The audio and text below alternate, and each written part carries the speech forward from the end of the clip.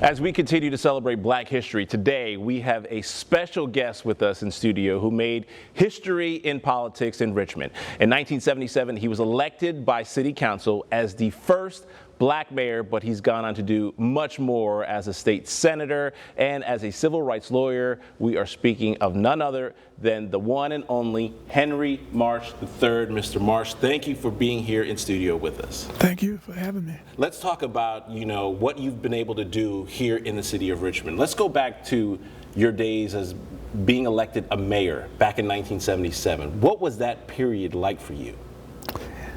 It was interesting. I'd been on city council for a while, and I enjoyed being on city council.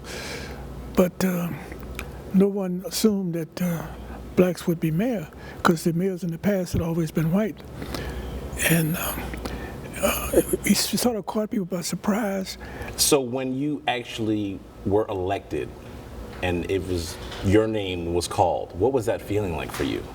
Well, I knew this was going to happen, so I felt very honored, because on the wall is a list of all the mayors in the past, and they're all white, and about 40 names there. And I knew that my name would be the next one.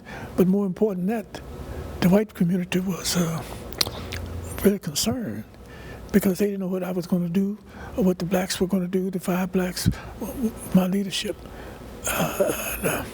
There was a lot of concern. And we did certain things to ease their fears. When you reflect and you think back on your time as mayor, how would you summarize it? Was it a great time for you? Was it a proud moment for you? How would you reflect on your moment? I was proud. I had some priorities, and the council had some priorities. Public education was one of our main priorities, and we insisted that the school system be fully funded, and it was. During the time of my term, the test scores rose up to national levels. So the idea that the black schools were inferior because black people are inferior was rebuked. Another one was African American police officers. There are only 2 African American police officers in a city our size with hundreds of police officers.